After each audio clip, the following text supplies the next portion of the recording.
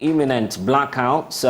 Of course, lots of businesses complaining about the effects, and it's time now to, of course, have a conversation on this. Joining us now is Andrew Ejapa-Mensah, Deputy Minister responsible for Energy. Thank you so much, sir, for joining us here on the Pulse. Earlier, you were, of course, giving assurances that this is just a one-off and that Dumsor will no longer be a case. Should Ghanaians take that, seriously, knowing that, of course, there are some complaints that keep coming through, about the power cuts and, of course, issues still happening in some of the communities? Hello? Hello, sir. I hope you can hear me. Yes. Good afternoon. Your intro was not too... Yes, I was just talking about the fact that you were giving assurances earlier in the day on radio, pointing out that this is over and that we are just out of that phase of the power cuts. And I can say without any fear of contradiction that this was an incident that really should not have arisen in the first place. I must concede that it was purely as a result of timing, that led to our inability to secure the appropriate approvals to enable us to pay WAPCO on time before the timeline that they have set for us respect to the curtailment of their services. But that has been done, they've been paid, and so I do not foresee that, contrary, obviously, to the assertion that this is protracted, it's not. The issue has been resolved. There's not going to be any outages. There's no Dumsor, which really is a purview of the Mahama administration. But interestingly, over the past 2 days, I've had cause to, in a sense, do some jubilation of sorts that, hey, so today a day's flight off really can create this kind of disquiet. Clearly, when you put it in perspective with the 4 years that we slept in darkness, then it tells you the kind of suffering that Ghanaians went through. And so I'm excited to some extent that we've been able to fix, to a large extent, the Dumsor issue such that Ghanaians expect, and rightfully so, that the lights will remain on at all times. Okay, there was a meeting between... over 1 day, they will have cause to complain. Right. There was a meeting between your outfit and the independent power producers yesterday. What were the concrete agreements that you arrived at? I'm not so sure whether we met IPPs yesterday. I don't know where you're getting your information from. We had an internal meeting amongst energy sector agencies to try and see how we resolve some other matters in the sector to ensure that there are no outages as we've committed to the people of Ghana this year. We've continued those meetings today, and we've gotten some definitive plans and programs in place to ensure that the commitment that was given to the people of Ghana, consistent with the mandate that His Excellency the President has given my minister, of which we are assisting him, is achieved. No power outages, except when it is an absolute imperative, of which necessarily will have to inform Ghanaians of any eventuality. But, it's not going to be as a result of lack of payment and all that. Indeed, and in fact, since August of 2023, all IPP invoices are current. We've gone into an arrangement with them where ECG pays them $43 million a month to meet their invoices. There's an outstanding obligation, which you may term legacy, with the Ministry of Finance and the Ministry of Energy. The government negotiating team is working to restructure and repay over a period of time. That conversation is far advanced. In fact, we reached agreement, exchange term sheets with a significant number of IPPs. The remaining 2 or so is still ongoing, and we will conclude the discussions and make sure that we bring some sanity in terms of the finances in the energy sector space. I see. The reason why I was talking about the meeting with the IPPs was that the sector minister, your boss, pointed out that there was an engagement. But by the way, what was the diagnosis of the problem then when that meeting was held? Are we to blame ECG for what we're experiencing, the regulator, or the power suppliers? I don't think it's a question of blame game. We all know that there are problems in the energy sector, and we are working to resolve them. And so I will not single out one agency and say this is the person to blame or the other. It's a sector under our supervision, and we ought to take full responsibility for everything that happens in there. We know a few things that need to be done to ensure that the sector is sanitized, and that's exactly what we are working on to ensure that that is achieved. There's talk about WAPCO and indebtedness to the company. Are you able to confirm or deny that? Yes, I believe that I said to you that we have some commercial issue with WAPCO. There were some payments that we due them. We made some payments in December. They came back to say it wasn't enough. They wanted more. We went through an approval process to, as it were, get Ministry of Finance to support the payment. Because of the holidays, we are unable to conclude on time. But that has been done, and the funds have actually been remitted to them, as far as I know. And so they restored their services as of yesterday night at 8 p.m.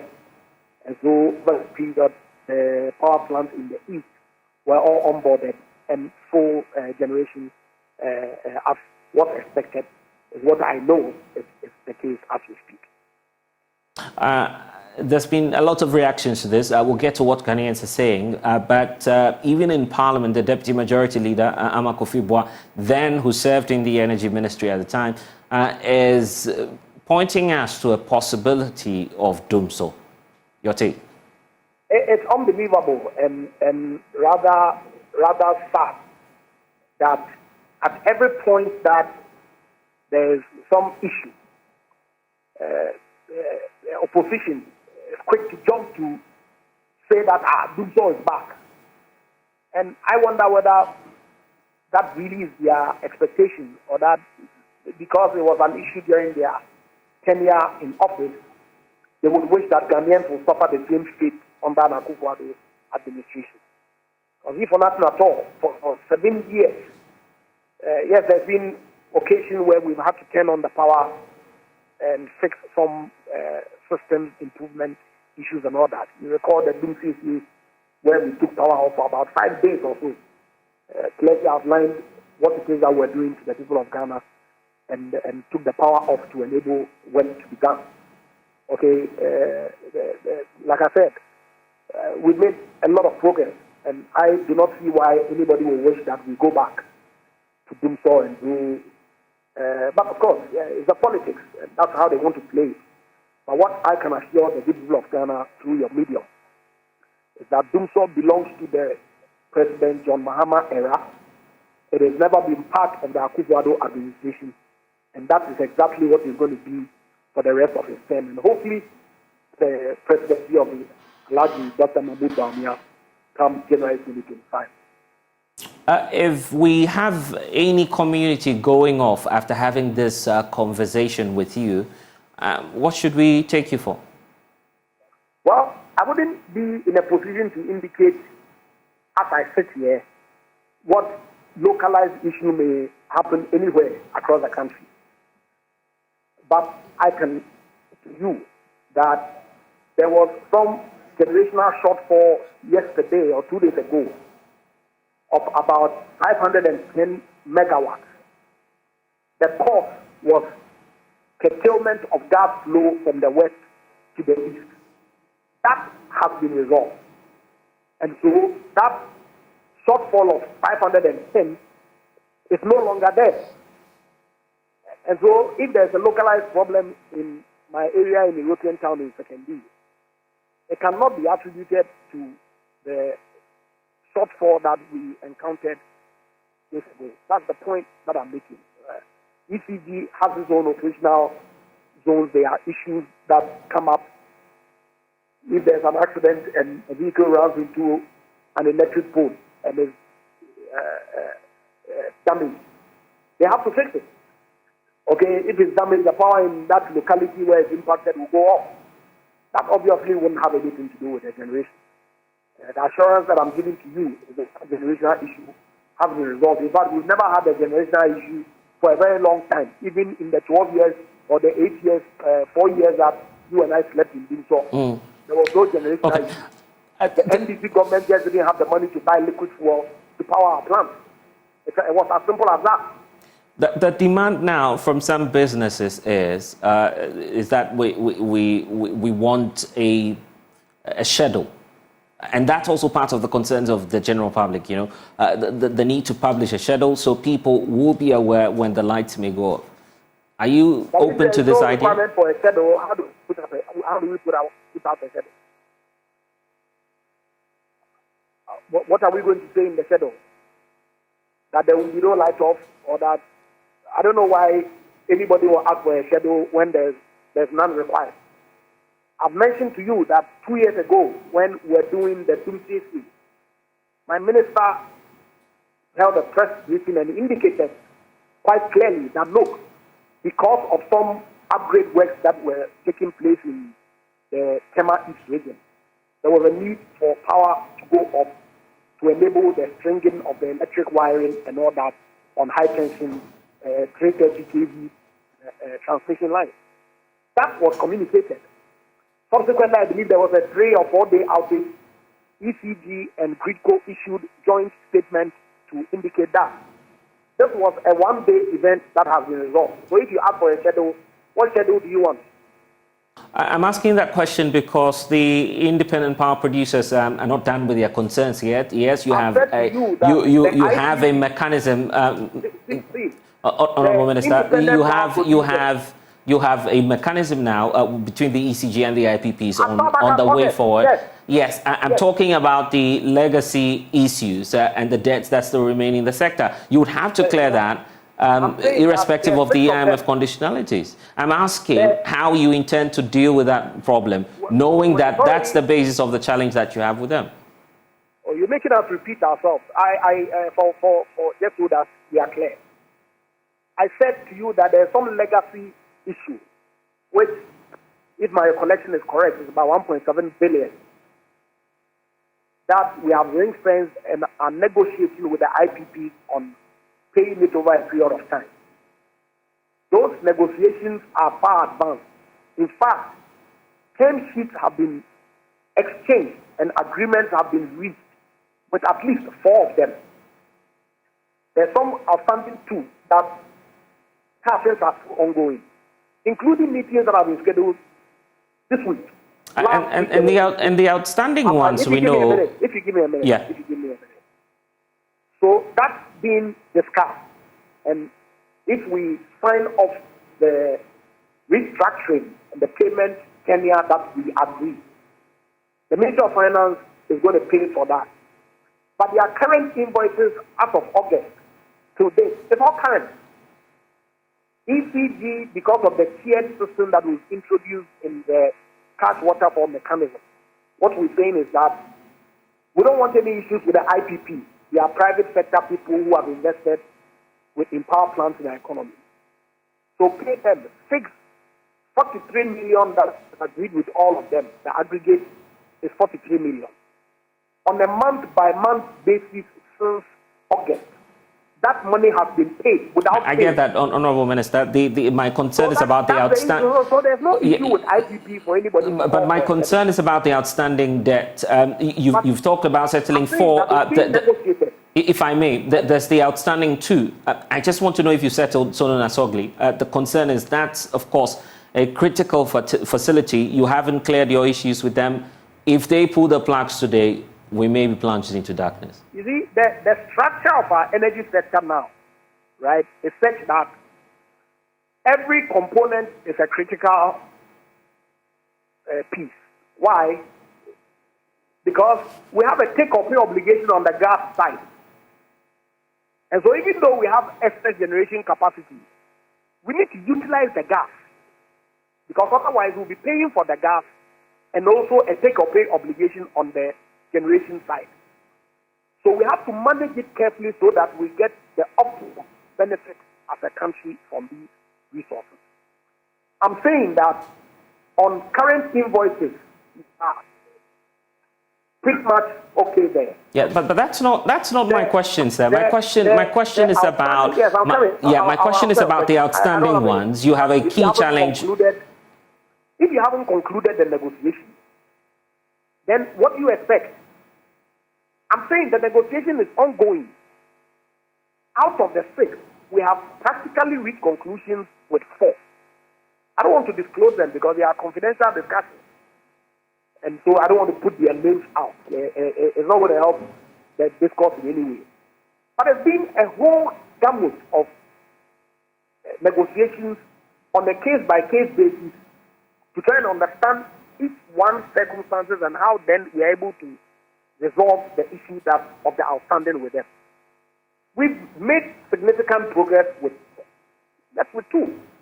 The discussions are ongoing. Honourable Minister, Sunan Asogli was out in the public telling the general public that you haven't settled your outstanding obligations. I'm asking you if you... Subsequently, what happened? Yeah, so I'm asking what's the status, because it's clear or apparent that you haven't dealt with the critical issues. They may pull the plugs again. And your definition of the critical issue is Sunan Asogli and the rest of them is relevant? I'm asking you a question. My concern is not about yes. You see, the choice of phrase that you use really can help or lead to a deterioration of the conversation. I'm saying that every single unit within the value chain is important. But my concern now is about Sunan Asogli. It's a pretty direct question. Have you dealt with the issues they've brought out in the public? We are in negotiations with 2 or all IPPs, all of them. 4, we've made significant progress, exchanged term sheets. The 2, we are still in negotiations with them. Does this 2 include Sunan Asogli, sir? I've said to you that because we are confidential discussions, it is inappropriate for me to name the entity. If you think that it is Sunan Asogli, that's your point. No, but I'm asking the question because of the transparency issues here. The company was out there in the public raising concerns about... I've been transparent enough with you. You want me to mention this. And I'm saying to you that because of the confidentiality nature of the conversation, I cannot put out names. That does not stop you from making conjecture. And so if you think it's Sunan Asogli, you don't force it out of me. I'm saying to you that there are 6 IPPs that we're having conversations with. Out of them, we've reached significant milestones with 4. Left with 2. That the conversation is still ongoing. And when we conclude, whatever it is that those discussions still will be made public for the Ghanaian consumer to see where it is that we are. It's as far as I can go. So these 4 include Sunan Asogli, which you've dealt with already? Blessed. I'm with you, sir. You've got your answer. Okay. Anyway, we'll leave it here. I'm grateful for your time. Andrew Ajafamesa is Deputy Energy Minister. Obviously, an interesting conversation there. And of course, we'll wait to see what the outcome of the negotiations will be. You're watching The Pulse here on the Joy News channel. When we get back, we'll bring you some more stories.